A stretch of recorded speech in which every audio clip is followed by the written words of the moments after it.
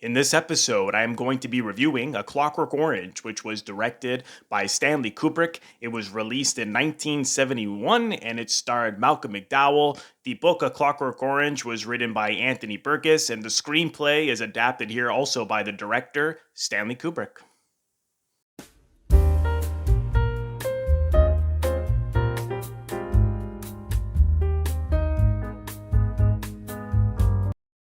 Welcome to Robert Bellissimo at the Movies. This is a video podcast where I explore movies from all over the world and talk about how those stories were told on film. I first saw A Clockwork Orange when I was, I believe, about 16. And what I remember at first was just finding it very disturbing, which it is.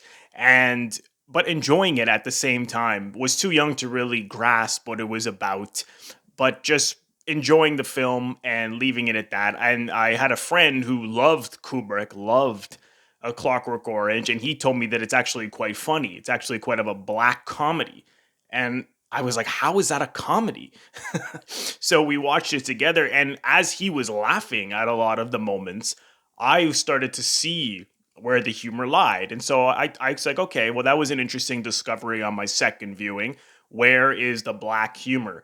But I don't think I ever really grasped what the story was about. And I've seen it a decent amount of times, but it's been a long time since I've seen it. Certainly well over 10 years. And last year being the 50th anniversary of A Clockwork Orange, I felt it was time to revisit the film and see what I think now. And I had a really interesting experience because I was trying to figure out what is this about, and I can see certain things and other things I had to really kind of ponder on, which I'll get to in the review. But I think the film is really about some of the darkest sides of human nature, and its exploration of the entertainment of sex and violence, and how we're titillated by violence, and really have also our morals sometimes are really in question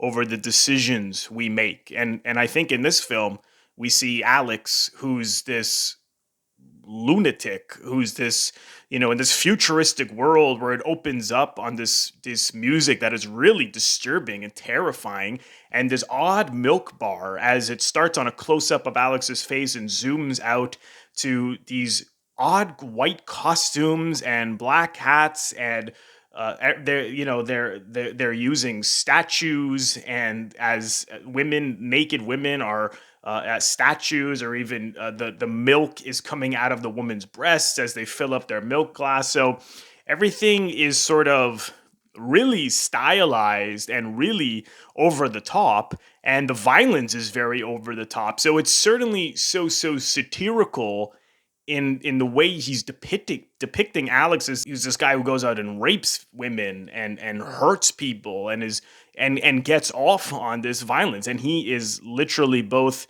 loves to hit people on an entertainment level, and he gets off on raping women. And what's really sick about it is that he's the voiceover by Malcolm McDowell as the narrator. He's talking to the audience the whole time as if we're his friend. And because Kubrick is removing us from it to an extent, he's got music the whole way through.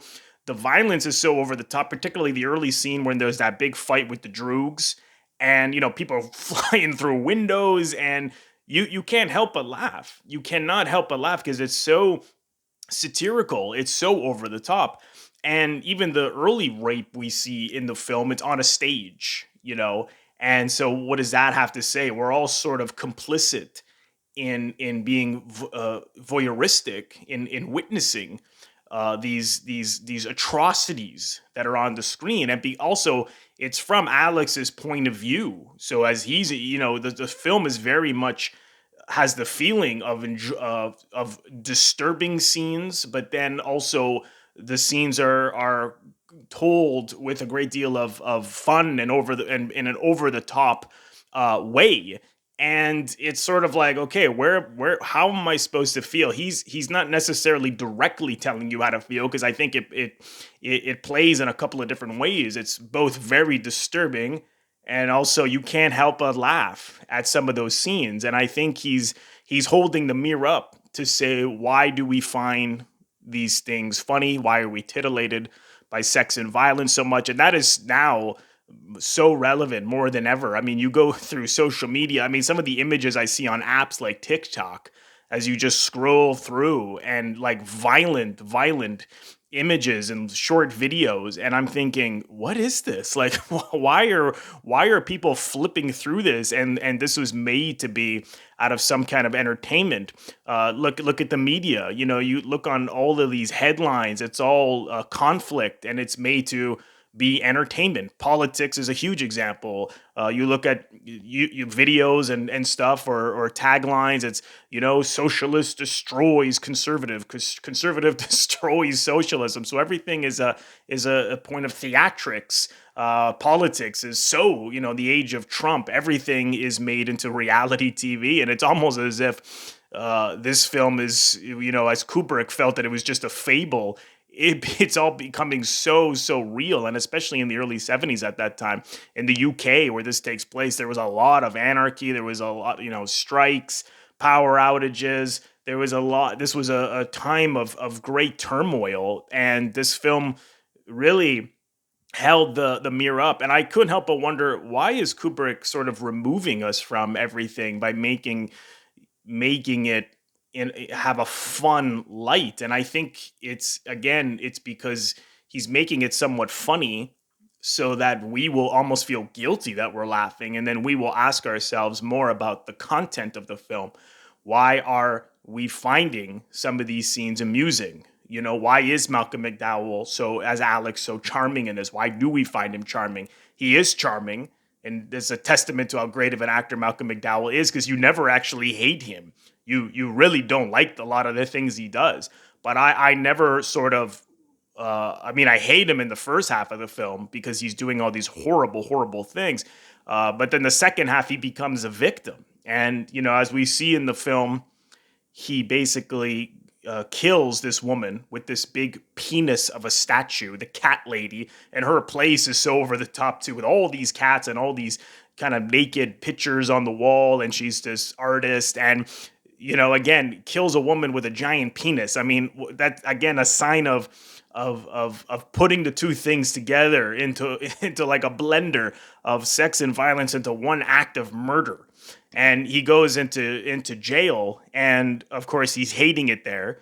But what's interesting, of course, is that he's sucking up to the priest in the jail, and he's memorizing passages of the Bible, and he hears about the Ludovico, this technique that they've come up with that can cure criminals. And this is another thing that is really interesting in the film, is this question of, why are we not capable of loving one another more? Why are we not capable of listening to each other, reaching out to one another?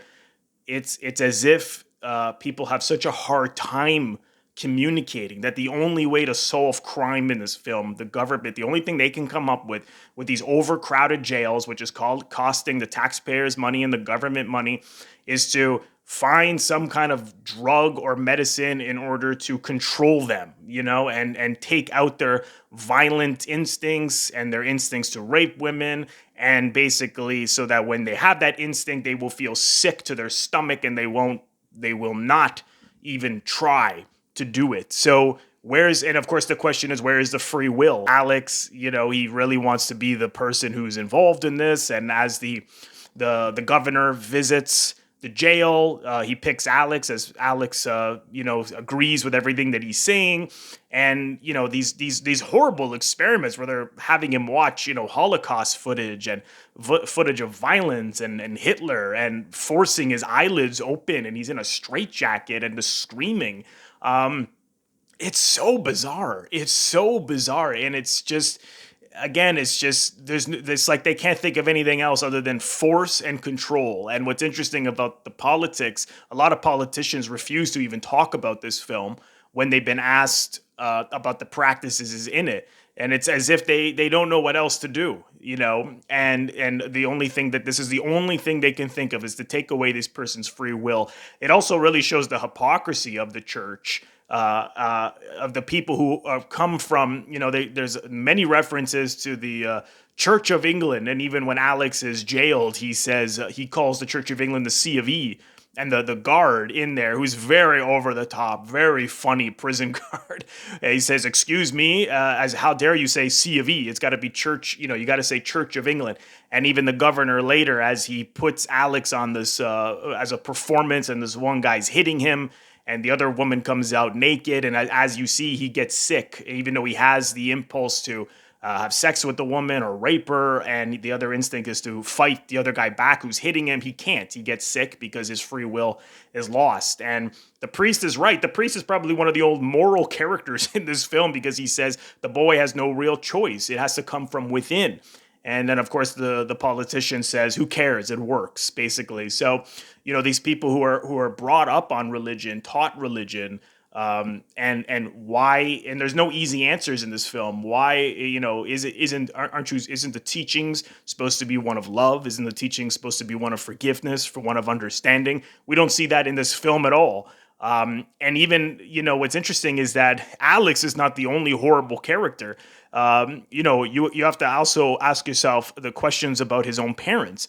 You see early on, it's interesting because he's only 17, even though, of course, Malcolm McDowell was like in his late 20s when he did this.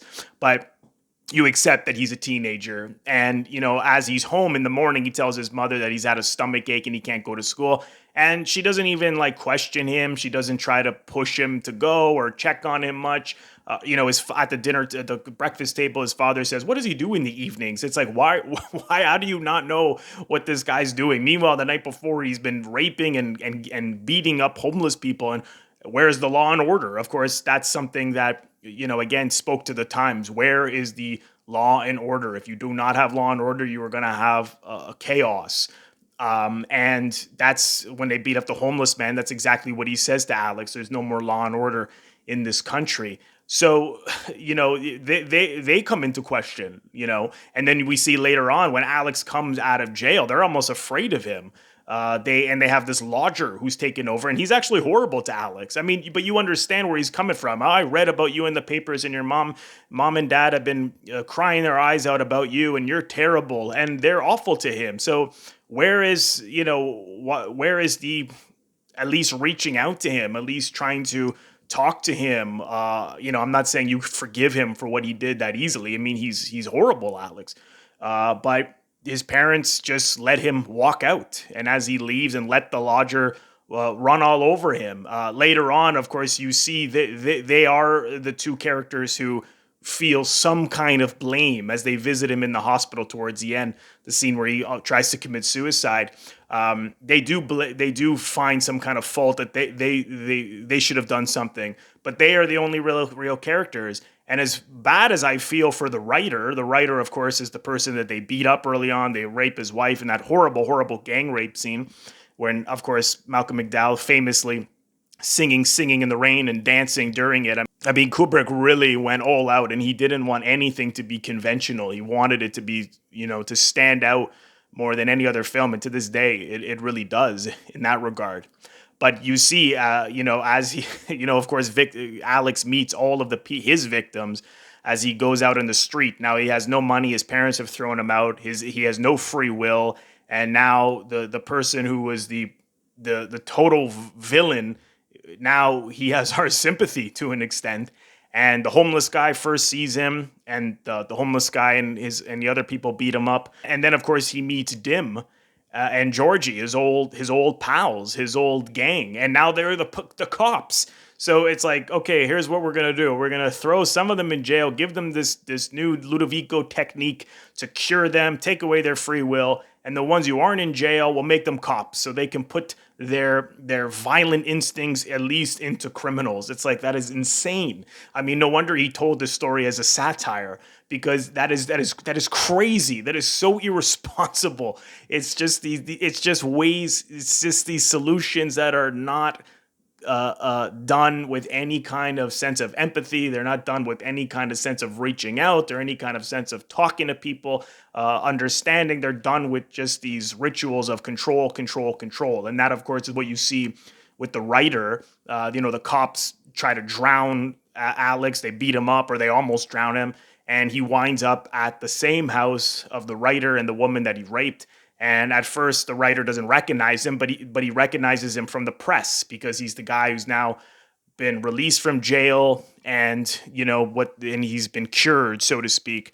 And you see the writer, he's right, he's on the phone. Alex goes and takes a bath, and he's like, wow, I've been reading about this in the press, and the government's going to turn like totalitarian regime. It's going to be like fascist regime, and they're just going to try to control us. We have to stop this.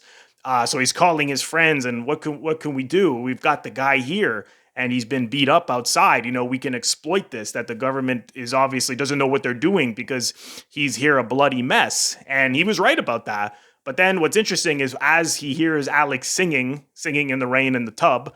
This is the thing about Alex, because he's so young. A part of me thought he was sort of maybe not very bright, but I think it's because he's just so young and everything he's going through. Sometimes, why would you sing that song when I suppose it's possible that he forgot what he was singing the first time around when you look at all the things that he's been going through. But that's also, there's something funny about the fact that he did that. And of course, that low angle reaction of the writer as he realizes that Alex is not only the person who they've let out of jail and done these huge techniques on, he's also the guy who raped his wife, and his wife later died. And of course, he then has this plan he brings his friends over, and of course, Alex, being so vulnerable, so naive, he could see the way in which the writer is looking at him, and that's another. It's funny in a sense because the writer's just almost beat red, and he's trying to hold his anger back as much as he can, but he can't. I mean, everything he says, even when he says more wine, asks me more wine, he's so mad. Every question, is the food all right, that comes out in such anger, and you see Alex is like, is he on to me? But then as his friends come over, they're very kind to him, and he tells them everything that's going on. When he somehow, because he loves music, as we saw early in the film, he loves Beethoven's The Ninth, and then when he was watching all those images of Hitler and violence, that was the music they played. So now, not only does he feel sick when he has the impulse to be violent, he also feels sick when he hears that song. So they exploit him. What do? They put him in a high up room, and they lock the door, and they blare that music, knowing full well that his only option, he can't get out, is that he'll jump out the window. But what's interesting about that shot, which was really beautifully directed by Kubrick, was that he starts again and on this close-up of the writer, and he's so amused listening to the suffering, and the camera pulls back to show the other people playing with a ball, on a pool table, and it's just so.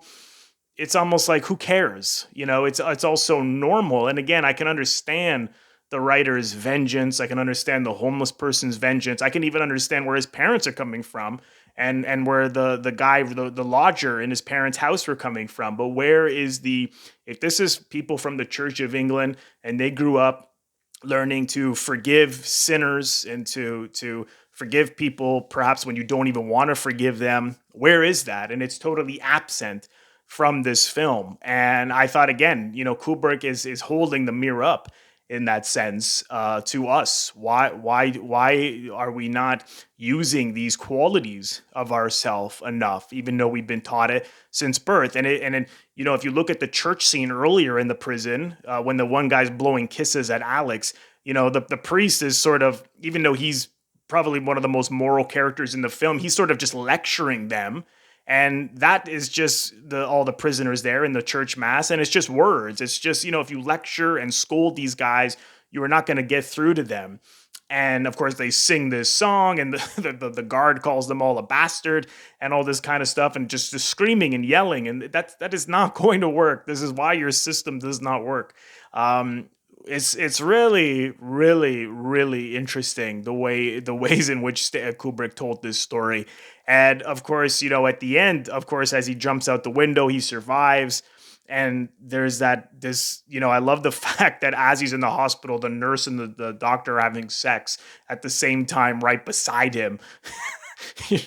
Again, it's just that the element of one person suffering, and who it's just, everyone is so emotionally detached, even from this guy who's like in a comatose state beside them, that they're willing to go for a romp in the hay.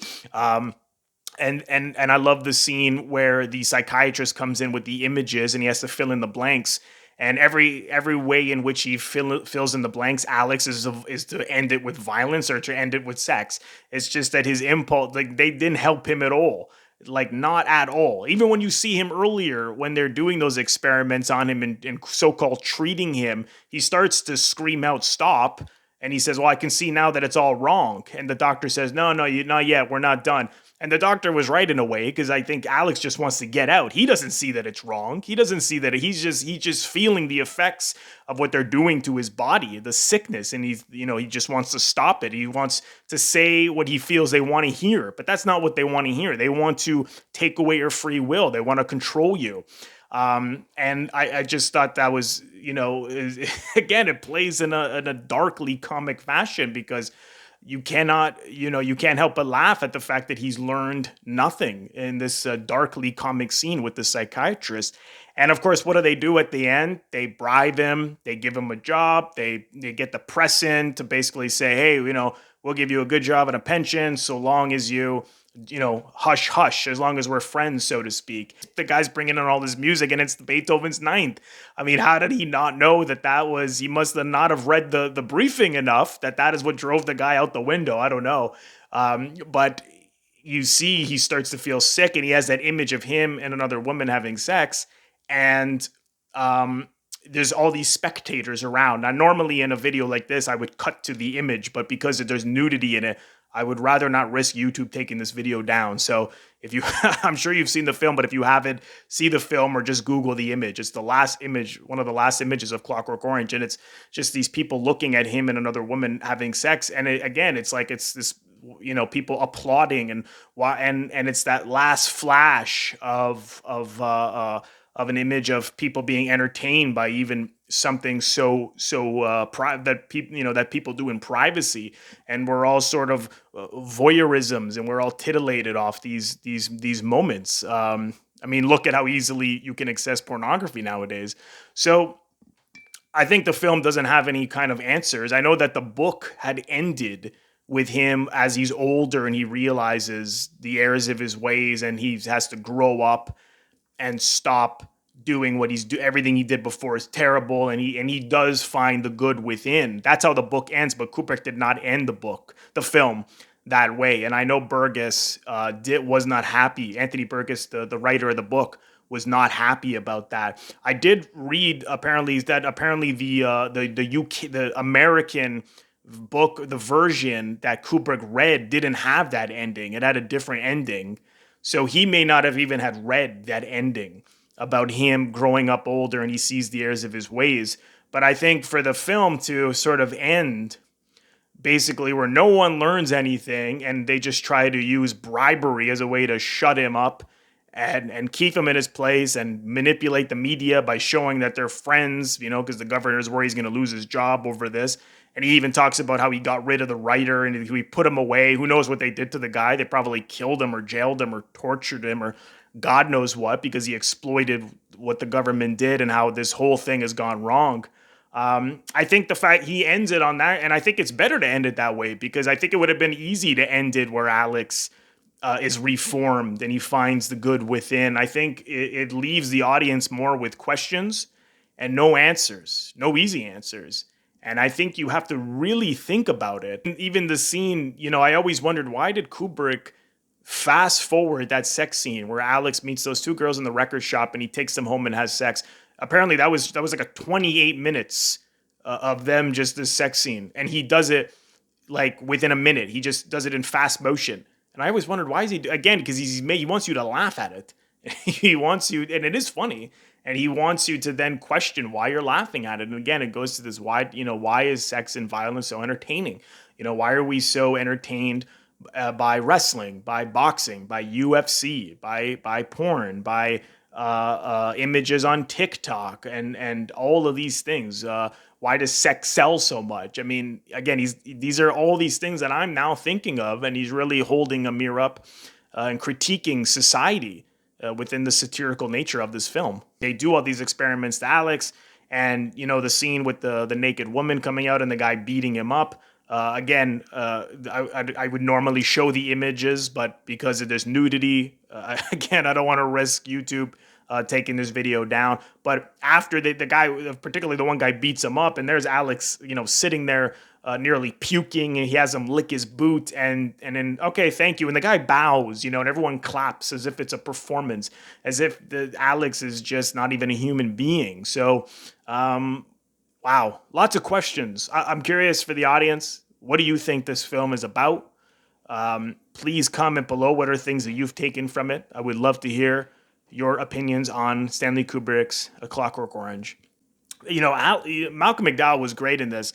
Kubrick offered it to him right away. He saw him in If, and the character he plays in If is certainly somewhat similar to Alex. And he gave it to him right off the bat. I thought it was perfectly cast. He had the right charm. He had the right amount of angst. He was vicious. He was seductive. He was funny. He was outrageous. He was perfect for it. I know it's somewhat over the top. I actually heard an interview once with Robert Duvall, an actor I love, on Howard Stern, and he was talking about how over the top the acting is in this film and how terrible it is. But it's stylized. I mean, he certainly still has a lot of the feelings going on. He's just enlarging it, which is what Kubrick wanted him to do. And I think that's appropriate for this kind of film. It's such an over-the-top, satirical nature. Why not bring that into the performance? I don't think this needed a quote-unquote more realistic performance, the kind of performances that Duvall's brilliant in. But I thought McDowell was just, and as he said, he was a Bart. There's some parts that you're born to play, and he was just born to play that part. I just want to highlight some of the other actors. Mr. Alexander, the writer, was Patrick McGee. He was brilliant. I mean, especially that scene later when he's feeding the wine, the spaghetti, and giving Alex the wine, and just looking at him as if he wanted to kill him. That whole scene, but just holding the anger back just an inch. That was brilliant. So he was great. He was scary too. Michael Bates as the guard, as I mentioned, I mean, just so over the top. That's authoritative, ridiculous cop who's just abuses his power. Really, really good. Warren Clark as Dim. Again, it reminds me of, that was another scene. I always wondered, why does Kubrick have this scene where they're in the car and that clearly in front of a rear projection? But again, it's because he's playing with the satirical nature of, like, these guys are enjoying it, and now we're enjoying them enjoying it, and it's like it plays like, oh God, why am I enjoying this? But that scene where they're just screaming and yelling, and Dim brought a lot of humor to it throughout the whole film, even though he's an evil, disgusting, terrible person. He was really, really good. Mr. Deltoid, Aubrey Morris, he was, of course, the police officer who arrests Alex. Again, another just a guy who's almost was amused by Alex's murder, just was craving catching him. Like he was, even as he spits in him as they catch Alex, as he says, "You're a murderer," in his eyes. It's out of almost. The cops are just enjoying the torture of this guy as much as Alex enjoyed his rape and violence in the world. But he was funny yet creepy. I mean, everyone had that attitude. Everyone had that quality. Really, the chaplain too, one of the most moralistic characters, Godfrey Quigley. And the cat lady, Miriam Carlin. The one thing I liked about her is that she was really standing up to Alex at first. She really had a go at trying to fight him off. I thought her performance was really, really terrific. The trivia on this is pretty interesting. There's a lot of trivia, but it's very well known that Kubrick actually withdrew the film from the UK because the people were... now, no one knows this for sure because what happened was a lot of these people were there was already a lot of violence, and there was more violence, and people were saying they were doing it because they saw the violence in A Clockwork Orange. So and people blamed Kubrick for that, and he got death threats, and he withdrew the film from the UK, and no one saw it for like 30 years. I mean, it was like in the once VHS rolled around, it was like in the black market even then. I mean, people wouldn't dare even rent it out.